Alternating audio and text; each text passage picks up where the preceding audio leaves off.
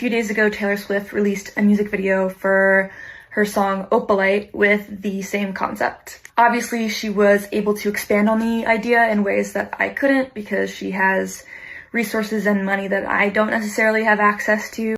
Things in the Swift-Kelce universe are wilder than ever. First up, an indie artist from Brooklyn threw major shade at Taylor Swift, claiming her new Opalite video ripped off a 2025 clip from Gabi's band Daffo. Talk about pop culture déjà vu. Really messed up. It does not feel good. She's going to make a lot of money off of an idea that probably wasn't hers. Then whispers heat up about a potential Taylor-and-Travis Brit Awards date night with the pop queen in full stealth mode across London and Manchester, possibly gearing up for a red carpet takeover. Meanwhile, Kylie Kelce gave fans a peek into motherhood chaos, confessing she sometimes records podcasts with her baby tucked under her shirt. The number of times that I've had we'll be recording a full podcast and I'll have a guest pop on and I'll have our youngest underneath of my shirt. On the music front, Taylor flexed her unstoppable streak as 2025's top-selling artist worldwide for a record 6th time. And over in Italy, Jason Kelce went viral for holding a ridiculously tiny beer while cheering on Team USA's women's hockey with Kylie at the Winter Olympics. Just when you thought the Taylor Swift universe couldn't get any louder, boom, plot twist. A Brooklyn indie artist jumped into the chat with some serious side-eye, and at the exact same time, Travis Kelce quietly dips out of his podcast for what he and his brother call a short little break. Convenient timing? The internet thinks so. We've been talking to all the people we've always wanted to talk to, and we're looking forward to bringing those conversations to you guys. We have a short little break, but the episodes will be coming out. So here's the tea. Gabi, the frontwoman of the indie band Daffo, is not whispering about this. She's waving a neon sign. She says Taylor Swift's new Opalite video feels a little too familiar, like déjà vu, but with a bigger budget. According to Gabi, she dropped a video back in April 2025 for her song Quick Fix, built around a fake spray that magically solves all your problems. The vibe? Full-on 90s QVC infomercial energy. Campy, commercial core, slightly chaotic. Of 2025, I released a music video for a song called Quick Fix. The whole premise of the video is that there's this spray called Quick Fix that could fix all of your problems, and then we shot it in kind of like a 90s QVC commercial kind of way. And then Taylor rolls out Opalite with what Gabi believes is basically the same concept, just upgraded with stadium-level production and, well, Swift-level money. Gabi pointed out that while Taylor could expand the idea in ways she couldn't, thanks to resources most indie artists can only dream about, the core concept felt like a straight riff. A few days ago, Taylor Swift released a music video for her song Opalite with the same concept. Obviously, she was able to expand on the idea in ways that I couldn't because she has resources and money that I don't necessarily have access to. But more or less, it looks like a complete rip to me. She admitted it didn't sit right with her and suggested it's frustrating watching someone potentially profit big off an idea she feels wasn't originally theirs. Really messed up. It does not feel good.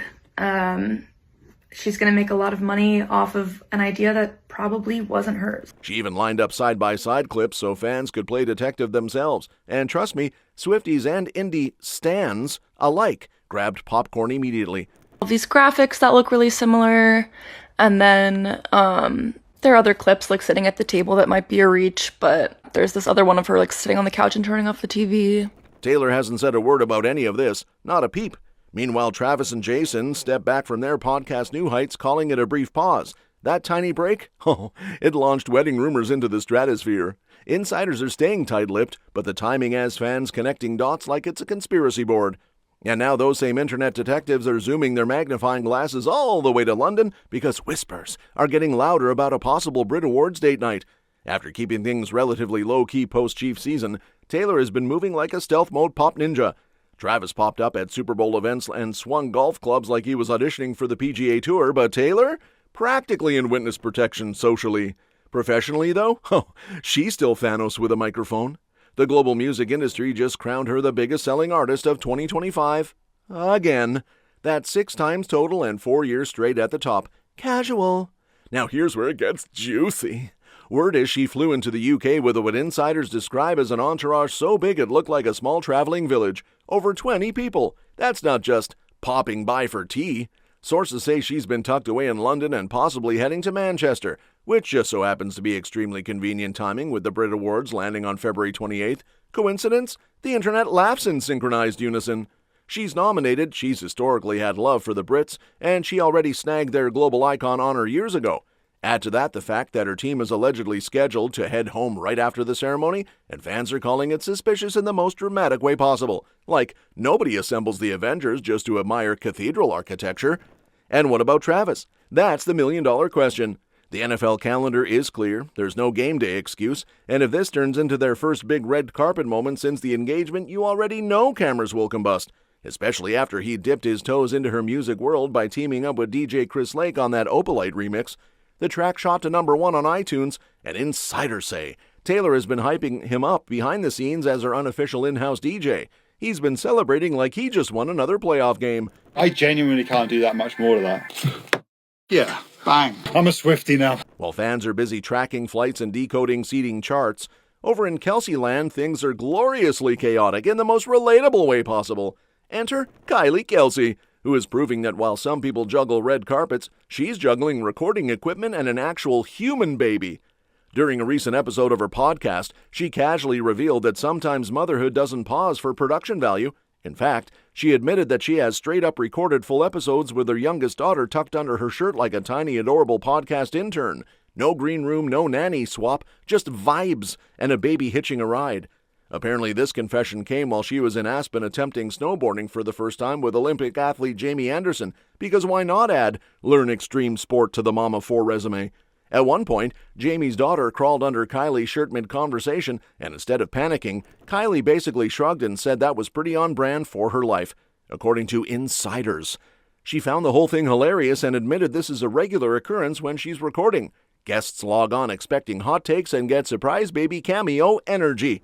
Here you go. This is on brand for us. The number of times that I've had a guest, like we'll be recording a full podcast and I'll have a guest like pop on and I'll like have our youngest underneath of my shirt and fully in it. It's delightful. Kylie and Jason welcomed their 4th daughter, Finley Finn Ann, last March, adding even more sparkle and noise to the household already run by sisters Bennett, Elliot, and Wyatt. The house is a beautiful circus, and Kylie is the ringmaster with a microphone. She's been open about navigating weaning, joking that once teeth enter the chat, she draws a very firm line. Apparently, Finn has held on to the breastfeeding era longer than her sisters did, and Kylie has made it clear that patience is key, but so are boundaries. To be clear, there is a rough plan that eventually I will put my boobs back where they belong because 4 kids. That's all I have to say about that. And while Kylie is mastering the art of covert baby podcasting, Taylor is proving that stealth mode pop ninjas don't just hide, they dominate charts like it's an extreme sport. The International Federation of the Phonographic Industry just slapped her name at the top of the 2025 Global Artist Rankings again, making it 6 times overall and 4 years running that she's basically the reigning queen of literally everything that streams or sells. Sources say, the secret sauce isn't magic, it's a combination of relentless strategy, insane creative consistency, and apparently an album that can break sales records before most of us have had breakfast. Her latest, The Life of a Showgirl, apparently exploded like fireworks on steroids. 3.5 million copies sold in week 1, and over 4 million total consumption units including streams, which insiders describe as ridiculous but predictable if it's a swift drop. The album also crushed records internationally, scoring the biggest debut for a non-domestic artist in countries from Italy to Sweden, and the UK is still catching its collective breath. And the lead single, The Fate of Ophelia, didn't just chart, it basically camped out at number 1 on the Billboard Hot 100 for 10 weeks straight, ruling dozens of other countries along the way. Meanwhile, the rest of the top 10 reads like a global playlist of heavy hitters. K-pop sensation Stray Kids snagging their highest ever spot, Drake flexing his 11th top 10 run, The Weeknd staying consistent, Bad Bunny riding Super Bowl glory, and legends like Kendrick Lamar, Billie Eilish, and Lady Gaga reminding everyone that pop culture is a ruthless Game of Thrones. And of course, all of this contributes to Taylor's bank account, which insiders estimate at a cool $1.6 billion, making her the richest woman in music and the first artist to hit billionaire status purely off her music catalog and tours. Forbes insiders note that the Eras Tour played a major role, but honestly at this point she's basically the CEO of everything. And while Taylor is counting streaming numbers like a video game high score, Jason Kelce is in Italy proving that sometimes Olympic vibes are all about giant personalities and tiny beer cans. He and Kylie hit up the 2026 Winter Games in Milano Cortina, catching the U.S. women's hockey team absolutely demolishing Sweden 5-0 in the semifinals. But of course, What blew up online wasn't the scoreboard, it was Jason holding a Corona that looked like a thimble in his monster-sized hand. Fans couldn't get enough of the "how is that beer even real" energy, and it went viral faster than you can say Power Couple Olympics edition. Apparently Jason swapped his usual USA sweater for the official hockey jersey because, yes, fashion matters even when you're sipping beer the size of a Lego cup. He tried out an Olympic bobsled ride first because apparently retirement from a 13-year NFL career doesn't mean slowing down, it just means adding winter sports to the highlight reel.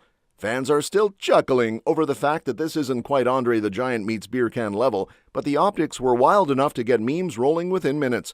Of course, Jason's no stranger to being both enormous and entertaining. After retiring from the Eagles in 2024 with a Super Bowl ring in 2018, he became a Monday Night Football staple on ESPN and co-hosts the New Heights podcast with Travis. His podcast persona of laid-back, slightly chaotic fun clearly translates into real life, whether he's in San Francisco doing beer laps during Super Bowl week or cheering in Italy with Kylie by his side. And Kylie? Well, she's still running her multi-kid podcast recording empire while keeping Jason's antics in check. She probably gave him a side eye the size of Milan itself when that tiny beer made the rounds online, but somehow it all works. Her organized chaos meets his giant footprint small beer energy. It's basically Pete Kelsey energy. Epic, hilarious, and somehow totally endearing. Fans are now refreshing their feeds not for scores, but to see if Jason downs a second mini beer and Kylie throws shade with just the right comedic timing. Winter Olympics? More like Kelsey Olympics at this point. That's all for this video, folks. We'll see you next time.